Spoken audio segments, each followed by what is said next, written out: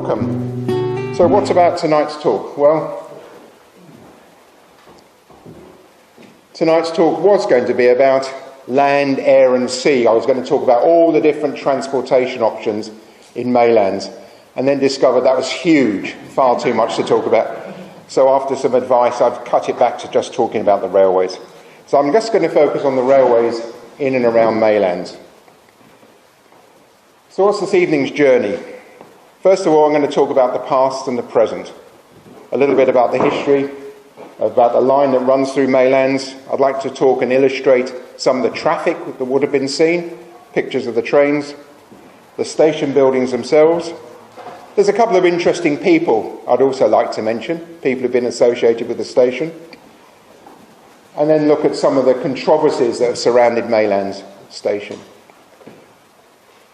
I'd also like to share some of my ideas about what might happen in the future to the railway running through Maylands.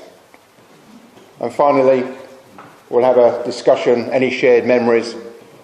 One request, please. There are some people here who are far more expert than I am about railways and Maylands. So if there's any mistakes or omissions or corrections, John, I'm looking at you. He's our chief researcher, and there's people here from the Railway Museum as well. So please, let's keep those till the end, okay? Because otherwise it'll put me off. But no, there's lots of time later to talk about your own experiences. And talking about the Railway Museum, I'd like to start off with some acknowledgements. Jeff and Graham from Rail Heritage WA at Bassendean were really helpful in sharing their pictures. Graham at the Bus Preservation Society of WA. Sadly, I'm not using his material tonight because there was far too much about the railways. Susie French at the Public Transport Authority, who are in charge of Transperth trains. She was very helpful with some of the numbers. Marion at the State Library and David at the Archivist at the State Archives, all been very helpful. Of course, to my colleagues at MHPA who helped me collect some of this material. And to the Mayland residents and other people who've read the West Australian, who've contacted us after that, who started to share some of their memories. I'll acknowledge some of those later on, but then there'll be a chance otherwise to talk about that. And as I've just said, I do want to include a disclaimer. This is very much my research, my learning about it. My early life was not spent in Maylands, as you probably realise I wasn't born here. My early life was in North London, so I was used to growing up with the bomb sites and the trains running out of Euston and St Pancras. So my experience of those days was over there. This is taken from the archives, from the library, from my research. So there's no personal memory for me of much of this. So there's going to be gaps, and I'd hope later on today we'll be able to fill some of those gaps. And later on, we'll talk about how we might build all of this into something more substantial, some other more display or even some other publication through Maylands. So I'd like you to talk to us afterwards and help us build up an even better picture. So how did it all begin in WA? Many of you will have heard of George Stephenson, of course, and the rocket and the first trains. They were running in 1830. And the Liverpool and Manchester Railway started around then, the first commercial intercity railway in the world. 60 years later, they were building the port of Fremantle, and they needed a railway to export or to carry the goods inland and to take goods from the inland out to sea. So with the creation of the Fremantle port in the late 1890s, the then government Department of Works and Railways instituted a railway. What was then the WGAR, Eastern Railway, this is a schematic just from Perth to Midland, started in 1881, as I said. And it's interesting that the stations have come in waves. The first wave started off obviously with Perth, through to Guildford in 1881. That was the first stations that were built. And Maylands was pretty early, 1896. That was one of the first stations built on this line. Claysbrook, as it was then, it was East Perth. Before it became Claysbrook, it was called East Perth. And Bayswater. So those first few stations were what formed the backbone of the Guildford line, which then went on to Midland and beyond, through the hills and beyond. The next wave came in the early 1900s, Mount Lawley, Bassendean. Interestingly enough, Mount Lawley, as some of you may remember, used to almost be on the subway. on top of that flyover. It then got moved nearer Maylands, and that's when East Perth station was built. Then there's another session in the 1940s and 60s with East Perth, as I said, coming in there. That's when Claysbrook was renamed. Meltham, Ashfield, Success Hill, built for the footy. And most recently, Mackayver was opened in September 1989. So as you see, with that history, Maylands took quite a big part. They're in an early part of the railway development. Just like to go over the timelines, let's get some of the dates outlined. 1881, as I said, the Fremantle train line was built. In 1896, they opened some sidings. They romantically called it 15-mile sidings, which is apparently 15 miles from Fremantle, just up the road. So that was called Fremantle 15-mile sidings. But then soon after, renamed Falkirk, as we'll go on to talk about the Ferguson factory and the Falkirk area there. And at that point, they decided there was enough traffic to put an up line and a down line. So they have the two lines. 1899, they renamed it Maylands. I'll come back to some of the controversy around that.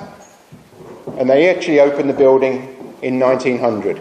Wonderful building, Federation-style building, which you can see over the road, the old preserved railway station.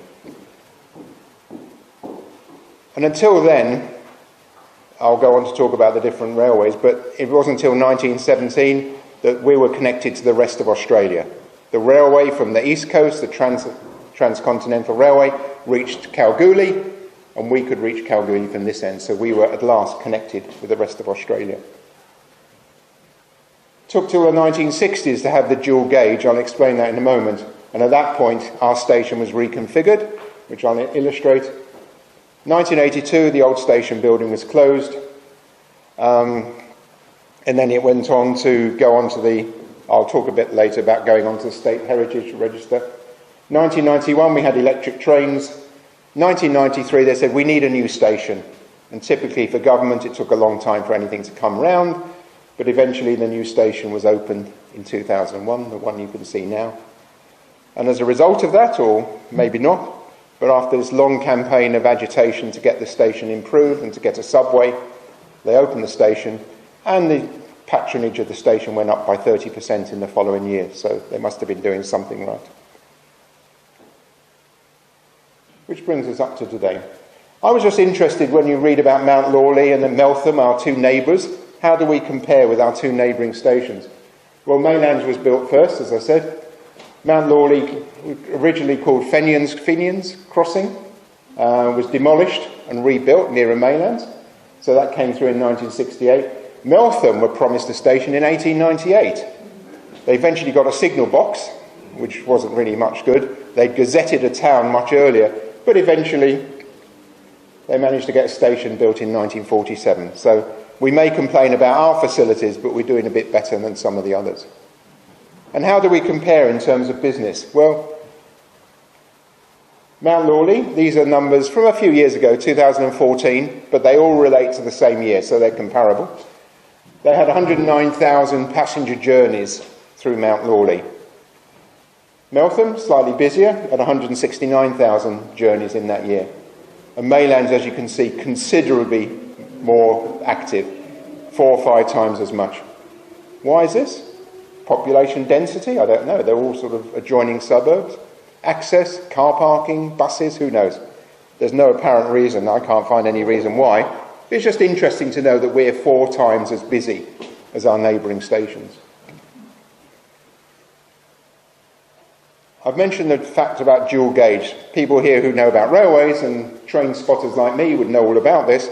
But just to explain, what we have here, as you probably noticed, although I believe Sue hadn't noticed this particularly, but there are 2 sets of tracks going through Maylands. Well, there's an up line and a down line, but on here there's 2 sets. The Perth PTA trains, the suburban trains, run on what we call narrow gauge. It was built at 3 foot 6 inches wide in 1881 for a reason for cost. It's cheaper if you buy it build lighter, narrower gauge. Rolling stock is cheaper because it's got some of the smaller wheels. And so we built a narrow gauge of 3 foot 6 inches from Fremantle through to Midland. But then, of course, being Australia, all the other states have different sizes. And I think even now, I think they've got 4 or 5 different sizes around Australia. But then we have what we call standard gauge, or UK gauge, or international gauge, which is a wonderful distance of 4 feet, 8.5 inches. And this is a traditional size. It's interesting to know why this peculiar number came about. And it's to do, there's no real reason, but it was to do a lot with the distance across the wheels of the old wagons on the coalfields of northern England, which in turn were built on the same dimensions as Roman chariots. So apparently if you measure Roman chariots, they are 4 feet 8 inches across the outside of the wheels. So George Stephenson, when he launched his railway, let's add another ½ inch for tolerance, so we have 4 feet 8.5 inches, which is surprisingly quite prevalent across the whole world. But as I said, there's much more narrow gauge in Queensland, and there's this standard gauge across most of the transcontinental railway, and there's even some broad gauge railways still exist. Oh, and the other reason why it's 4 foot 8.5 inches is the distance between the harness of a carriage, which probably reflects the size of the horse's bottom. So it's interesting to know that we're still running trains based on the size of a cart horse's bottom, but that's where we're going. So what do we see? Some of you may have seen these, so hopefully there'll be some interesting memories from these. These are the sort of stopping trains, single carriages, single compartments, open the door, slam the door, open the door before the train stops so you can jump out first, put your head out the window. Some corridor stock, a bit more sophisticated, so you could walk down to the end. And then we even got diesel rail cars. All of these pictures came from Rail Heritage WA at Bassendean, and these were all taken in and around Maylands, so they're all very, very local, and I appreciate the help that those people gave me in finding some of these. So lots of stopping trains, the sort of passenger trains people would have caught to go up to Midland or to go into town. Trains also went through. Trains don't always stop at Maylands, as you know. An early version, a diesel version of the Prospector going over the bridge at Guildford, and an earlier incarnation of the Indian Pacific. This is leaving Maylands and approaching Meltham Station. Interestingly enough, one of the people who contacted us, he couldn't come tonight, but he actually used to live and work around here, but now he actually drives these trains. So he says he goes through Maylands quite frequently, but hasn't stopped here for, 40 years or something, but he drives through on the Indian Pacific. So lots and lots of passenger trains that were coming through in the steam train era and then the diesel. And after the 1990s, we had electric trains. These are the trains we're all familiar with, A-series cars. Some of you may also have seen these. They used to run on the Mandurah line and the Joondalup line. But interestingly, and somebody might tell me why, we're now getting them more on our line as well. So these are the current crop of electric trains that are being used under Perth Transit Authority. And what about the goods traffic? Well, we had lots of that too. Here's some wonderful pictures of goods trains, freight trains running through Maylands. These are the old factory buildings on Watley Crescent. These are the pictures of the sidings, wagons in the sidings. This train with this engine will be shunting in the yards. This one looks like it's a through train. And this one's in the cutting between Maylands and Mount Lawley. So lots and lots of freight going on. And I'll talk a bit more about what factories there were in a moment. The station opened in 1900, and the station was originally built with Falkirk sidings. But going to the State Archives, there's lots and lots of historical maps and charts showing the amount of development that was going on between 1900 and then, say, 1930, 1940. This was the heyday of goods traffic in Maylands. Very, very busy, very active, lots of passengers, lots of goods traffic. This was when they were at their busiest on the railway. Right through to the 1960s. They built more sidings in 1960. They wanted to extend the sidings along. We had a goods shed class 4, because we were in quite a small station, but class 4 goods shed. They eventually put a veranda on it, fenced the yard to stop people getting in, and improved the parking in 1966. So a process of continual development as Maylands Station became bigger and more complex. And here's a picture. It's hard to get the scale. This is actually about 3 metres long. This is one of the charts that you can get out the archives. And it shows the extent of the station. You probably can't see the detail, but this is the railway station at this end. And down here at the end of the sidings, and I'll go on to talk about the sidings into Ferguson, but this is past Kenilworth Street, almost to Meltham Station.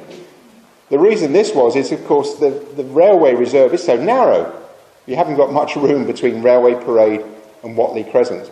So if they wanted to build any railways, it had to be long and thin, whereas I'm sure the railway company would have liked shorter and lots of space between the tracks. And so we had this really long, thin railway station, which apparently was really difficult to work because it had the long, thin sidings. But that was the extent of it when it was being developed.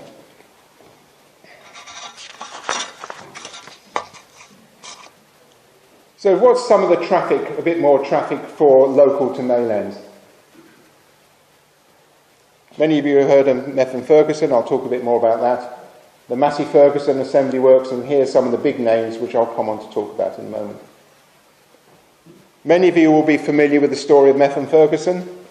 He was a chap who won the contract to build 50% of the seamless pipes for the Goldfields Water Development Scheme, C.Y. O'Connor. He won the contract for 50%, built the foundry over the road around Falkirk Street, and he bought the land at Maylands and built a highly mechanised foundry. He had 50 guys working in the foundry and employed many other people in the support industries. So the Ferguson factory was a major driver for employment and population growth in Maylands because it was seen as a big business. John McLennan has got much more about Methven Ferguson. We've got some display materials, so come into the old police station and you can see some of that. These, of course, are the pipes. This is probably not taken at Maylands. This just happens to be a photograph I used because it shows the pipes which were built here and taken along the railway, which conveniently is very close to the pipeline all the way through to Kalgoorlie. When it was working, it was big. It had its own sidings. And so the trains had to shunt across Whatley Crescent. You can imagine the chaos that would cause now. But there's a train shunting across Whatley Crescent and somebody waiting patiently for the train to move so that they could carry on. And there's another one crossing the rail. So there's a railway, there's the sidings and things. These are the two sidings going into the factory, and that was Whatley Crescent.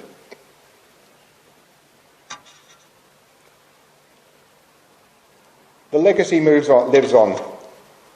Methven Street, Ferguson Street, clearly named after himself. Falkirk Street, based on his hometown in Scotland, hence Falkirk sidings, and that's where that came from. Anyone who lives in Foundry Street, well, of course, that's where the foundry was, at the southern end of the site. And Rowland Street was the name of the foundry manager. So Methven Ferguson named all the streets that he developed around his site, around people he knew or people he was associated with. Another major employer, or another major works, was Massey Ferguson. A guy called H.V. Mackay developed a tractor business in the eastern states, started building tractors over in Sunshine in Victoria, and that became Massey Harris Pty Limited nationwide, and then he opened an assembly plant in Maylands. It later became part of Massey Ferguson Australia. And the interesting thing about this is that the factory occupying those buildings, but they must have done something to the tracks to make it less accessible for railway engines, so the engines, the locomotives, couldn't pass that. So you had a little tractor at this end pushing the trucks across the road to join up with the trains. So there's a little man pushing this assembled tractor. They didn't make them here, they just assembled the parts, and he pushed it across there, and then it would later be attached to one of the goods trains.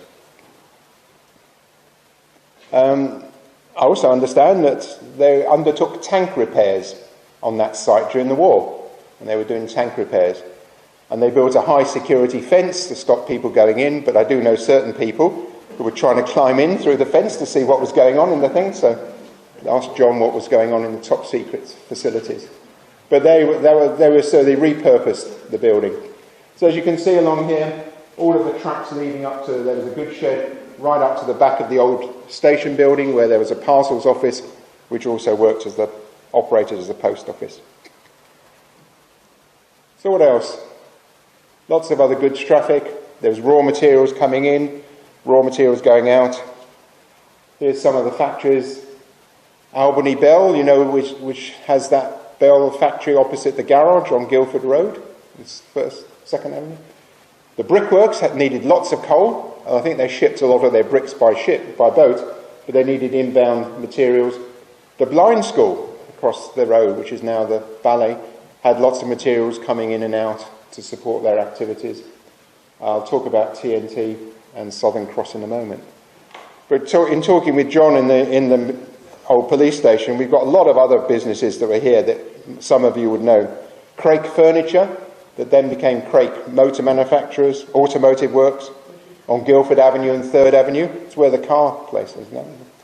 Maylands Milling Company, the flour mill, all the light industry around Sussex Street, just up the road here, all would have needed stuff coming in and out. And there was coal, etc., for the local industries. Lots of parcels, lots of post. So as well as all the passengers, there was lots of work coming in. What about the pubs? They needed lots of goods coming in. The aerodrome, don't have any material on that, but they must have needed materials to keep the aerodrome working, and so on. So lots and lots of activity. It was a working class suburb, a very active suburb, lots of business, lots of industry. Interesting one that I don't actually know the answer to is Southern Cross Windmill Company. They wanted a siding constructed. This is Kenilworth Street. What's the one before Kenilworth? Belgrave. This is Belgrave Street down here. This is Kenilworth Street. So we're almost at Meltham here. This is Meltham Station, just outside off screen here. So that you can see how the railway sidings went so far. Interestingly enough, it's labelled here as South Crescent. I've also seen on some of the other charts, it's called Railway Crescent. I don't know when it became Watley, but it seemed to be South, then Railway, then Watley Crescent. And that was when... No, I'm not really sure whether it was ever built. Nobody seems to be able to find out too much about that. But there was an advert that John's found from Wild Catcham newspaper advertising Southern Cross Windmill Company. So they clearly were doing business. But whether their factory was ever built, whether the siding was ever built, I don't know. Anybody knows? Tell me later. Yeah. For a short time I worked for Southern Cross Machinery. Yeah. As it was when I was there for about 12 months. Yeah. And all of their equipment was made in Toowoomba in Queensland. Uh-huh. And they used to manufacture, without hogging the time here, their most famous product obviously were their windmills. Yeah. Which, as a former employee, were considered to be the best ones in Australia. But they used to make a lot of diesel-operated small pumps. Okay. And they made a 6-cylinder major diesel engine for machinery. Thank you. And minutiae, just amazing. And when I went over there, you watch the train coming up from Brisbane with the pig iron, and it would get up the hill, and it would get to the factory as pig iron, and it would travel through the factory with all the works that were being done to it, and the other end came out sparkling painted. Oh, wonderful. Yeah. Right. Okay. No, please, let's come back and that's the sort of thing that we really need to try and capture. I'll talk a bit about that at the end, how we can capture some of this. Another one was K.W. Thomas had sidings, or allocated sidings to him. He built a shed for freight forwarding. This all later became TNT, so some of the pictures you'll see TNT on the side, rebranded. And this was one of the sidings. There's Watley Crescent there. Anybody later can tell me exactly where.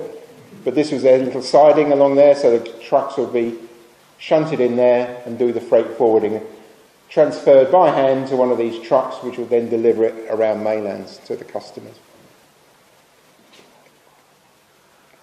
What about some of the station buildings? This is a lovely old picture of the old station. This is actually this old station building. Actually, having said that, this is after they'd moved the platform. Originally, when Maylands was built, it had two platforms, one for the up line going to Perth, one for the down line going to Midland, and they were separated where it had a platform on both sides. When they put the dual gauge in, so that you couldn't run those platforms, it had to be an island platform, so the narrow gauge ones could go closest. So that's when they built the other platform and stopped using the platform where the old station is now. Just to wonder why it was reconfigured. It was so that with the two tracks, the advantage of this, of course, is that trucks could run, or trains could run from the east coast right through to Fremantle. Before that, they'd have to take everything off at Kalgoorlie or lift the trucks onto smaller bogies and run it down to Freo. So it obviously made a huge difference when they connect us to the rest of the world. There's a nice little signal box perched, nestling on there, and there's a siding running up the back where they would run through to the parcels office and across the other side of Watley. This is the picture we use, wonderful picture of the old station in use. These advertising hoardings were removed as part of the redevelopment, and the parking, there used to be a little turnaround area, and just past these trees would have been where the trucks came in, the wagons came into the back, and the parcels office occupied part of the station building. They sold tickets from there and also operated as a parcels office and post office.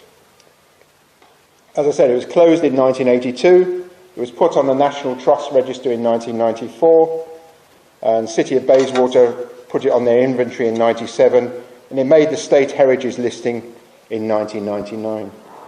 Some of my long time before me, there was a lot of work done by Maylands Historical and Peninsula Association to preserve that. There's a picture there of the then President Terry Gaunt and Sonia Turkington, when they were both councillors, worked well to preserve it. There's now plaques there which we put up some years ago, and it's well worth a visit to see the old station building. Sadly, you can only view it from the outside. Maybe that's something we can try and work towards in the future. I love this picture. This is the 7th Avenue Bridge before it became quite so salubrious. Probably couldn't cope with the volume of traffic they've got coming on there now. And there's one of the diesel rail cars just about fitting under there now.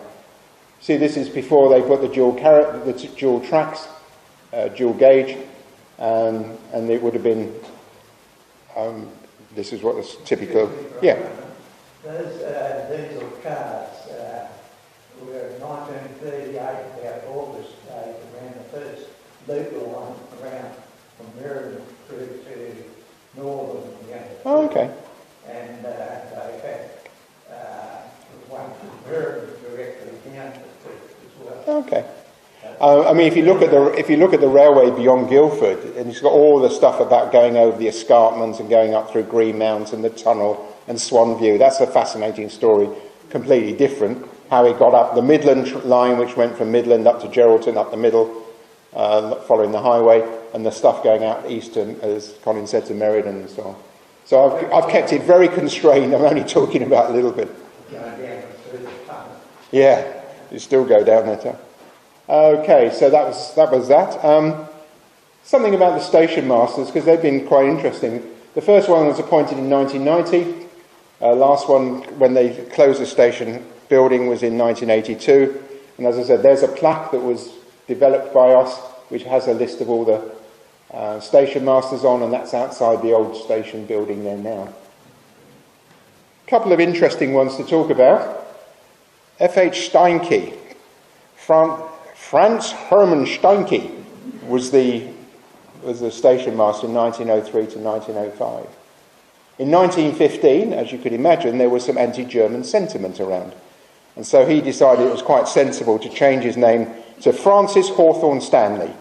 And he became anglicised in 1915, which made things a lot easier for him. Interestingly, at the same time, with that same wave of anti-German feeling, the then WAGR, West Australian Government Railways, renamed Heidelberg Station. Anybody know where that was? That became Bickley. It used to be known as Heidelberg. And Lunenburg became Fernbrook. So there was this effort to make things less German.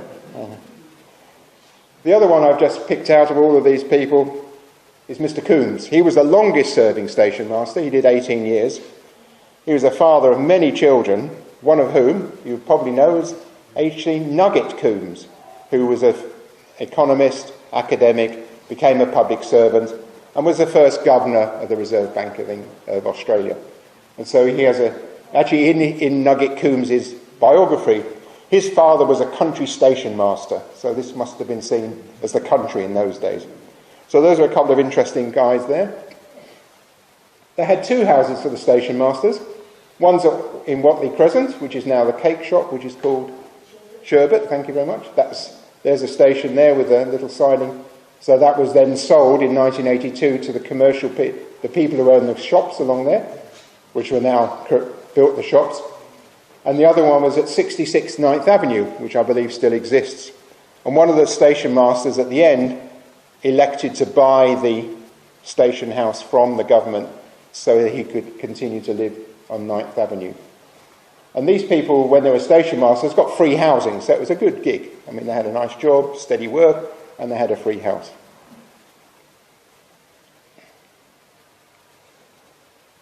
I said I'd mention a couple of the controversies. Let me just mention three of them. Firstly, what's in a name? Well, it was called 15-mile sidings, and clearly that made sense to then call it Falkirk sidings, because that had some resonance. Then when they built a passenger station, and they moved the station to this place rather than building it where the sidings are, they thought, what should we call it? Let's call it Falkirk, because that has a lot of resonance, because there's a factory there and lots of people are associated with it and they all know it. But then there was a big move to call it Maylands, because the gold estates had built the Maylands estate, and so they said, well, why don't we call it Maylands, because that's where the people will be living. But they said, well, we don't want it in that, that's just a brand name. Why call it Maylands when Falkirk has some meaning? But Maylands won out. There's also political controversy about why the station was built here and not down the road, and there's an article we can look at later maybe. It's all to do with politics and money, even then. And the people who owned this place had some land, and they said if the station came here, their land values would go up. That's a highly abbreviated story. John knows the story, but I did explain to him. I didn't have time to cover it tonight. But anyway, the politics won out. Mayland Station it became. The second one I want to mention was how steep is too steep.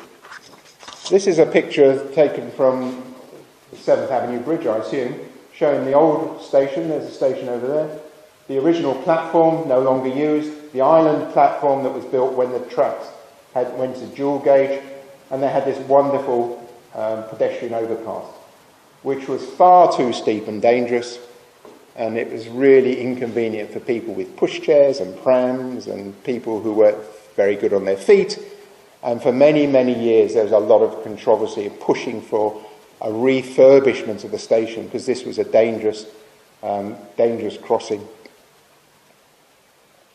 Some of you would have heard of, if you were associated, knew about the story of the Peninsula Association that saved this building. Betty Ratcliffe, who was a long-time secretary of the association, I got masses of correspondence where she was agitating the local MPs and the government, can you build a new station? Can you build a new station?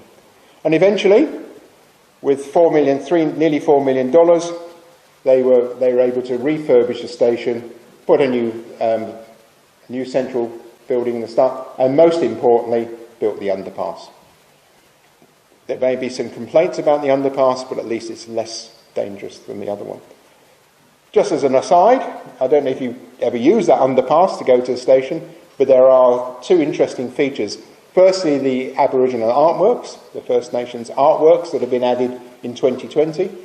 And earlier, in 2002, there's some Braille artworks which are inserted into the wall, which I have to say I was a little disappointed. I thought it was going to be more pictures, but they're actually the Braille letters. But it's interesting to see, because that's then a link to the blind school, of course, over the road. So anyway, in 2000, eventually built with disabled access. Interesting enough, in those days there were toilets on this station, but it was right at the end of the platform. There was apparently a latrine right at the end, which they don't have anymore. So that was a second controversy. And the third one, which we all know about, of course, is how do you get across the tracks when there's no crossing? But based on the fact we don't want to start a whole new community activist group tonight, we'll leave that one for the moment. But that's the current controversy about getting across once they close the Caledonian Avenue crossing. So what does the future hold? Will there ever be a new underpass? Because they say that the cyclists can't use our underpass, it's too sharp, too dangerous. So will they ever invest the money to build a new underpass, to replace the one that we have at the station, or better still, replace the one at Caledonian Road? No comment, we're not allowed to, it's too political. Could we repurpose the old buildings? Wouldn't it be great if Maylands Historical and Peninsula Association had a display there with all the artefacts? But that's a longer term vision. There's probably a good reason why we couldn't, but it'd be nice to know. Will we ever get better interchange? One of the few stations that's not served by bus, which is they did originally try and run Route 41 past the station, but that didn't work. It's interesting they don't have them. Could we ever get more parking? Given the passenger numbers, maybe we need it. But one thing we do know, there's going to be a lot more trains passing through Maylands starting very soon. Here's a graph put together about future train services. What I've done is plotted the number of train services per week up here, from Perth and to Perth, but actually, as you'd imagine, they're more or less the same, because trains that go up tend to come back. There's about 5 or 6 differences in a day. I don't know how they manage that, but there you are. So at the moment, we have 426 train services per week. Obviously heavier Monday to Friday, less on Saturday, less on Sunday. We have 426 train services a week. When the airport line is opened, whenever that's going to be, we'll have 822 train services passing through the station. So you can do the maths on that one. And when the Ellenbrook line opens, we're going to have 1,200 trains a week running through here. So if you work that out, and we were trying to do this over a glass of wine, depends on that. They don't know the timetables yet, but they do know that these are a number of train services. But if they run every 15 minutes, you're going to have a train running through here about every 6 minutes in either direction. There's going to be masses and masses of train, which of course is why they've closed Caledonian, because it would always be permanently closed. So it's going to be a lot more trains dashing through. And what will we see? What will the trains look like? This is a picture of the new line coming out the tunnel at Bayswater. This is the new line coming up there.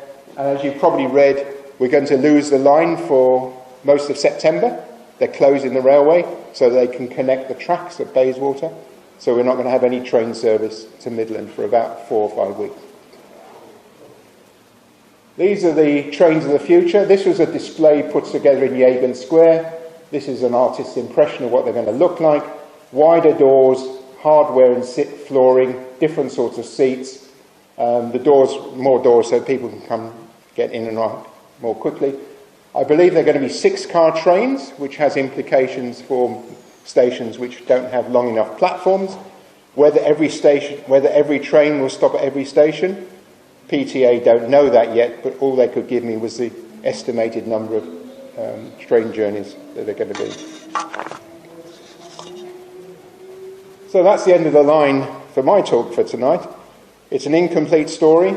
It's a personal account, but it could be the start of something more.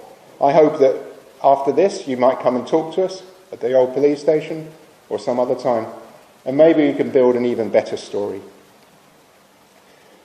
Just before I open it up to people for comments and discussion, I'd just like to give a shout out to some of the residents who made contact with me after the article in the West Australian. Dalveen Hutchinson, who was born just along the road here on Railway Parade, talked to me about her memories. Joan Evans, who was earlier Joan Sharp, whose father and grandfather were active members of the football club. Alan Clement, now living in Forestfield, whose family lived in 9th Avenue, and worked as a telegram boy. Mary Cutton, who's also shared some memories and her thoughts. And Wes Dale, who sent me a lovely long message about his memories of the railway. Unfortunately, he, like some other people, couldn't make it this evening. They don't travel at night so well.